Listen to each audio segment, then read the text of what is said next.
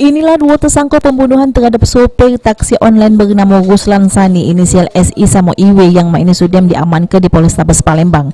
Dari hasil pemeriksaan yang dilakukan oleh penyidik Reskrim Polrestabes Palembang, motif yang dilakukan oleh kedua tersangka karena dendam dari tersangka IW, yang mana menurut IW kalau ada ponakannya sudah menjadi tabrak lagi yang dilakukan oleh korban Ruslan Sani, sehingga IW sama rewangnya SI merancang aksi pembunuhan dengan nyai korban yang merupakan sopir taksi online.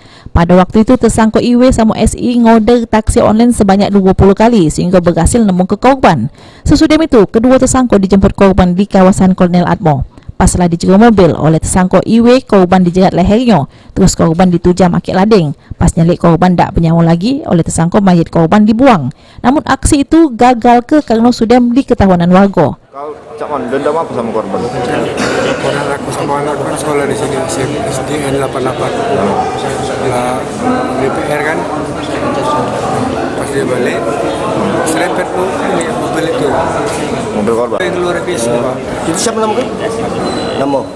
Tapi, kau peran kau waktu dia kau yang jerat atau teman kau yang jerat? Pakai balik? Aku. Oh, kamu. Kenapa yang nanya? Kamu pak yang memburu-buru aku kemarin yang nyerempet. Aku dia kan. Aku marah aku. Terus? Sekali tadi bapak yang sopir itu kan kuat. Keluar pisau.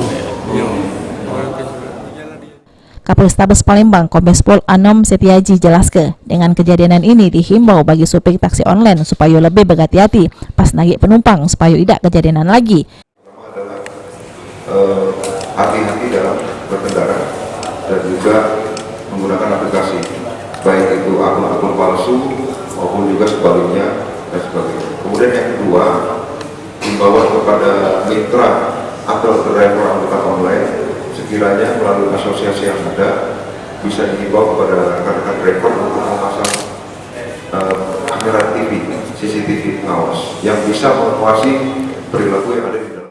Kedua tersangka atas perbuatannya diancam dengan pasal berlapis 340, 365 KUHP sama Undang-Undang Narkotika Nomor 35 Tahun 2009 dengan ancaman hukuman mati. Ini kedua tersangka harus ngeringkuk di jero sel tahanan Polrestabes Palembang guna nanggung jawab ke perbuatannya. Abidin Yuwanto, PAL TV.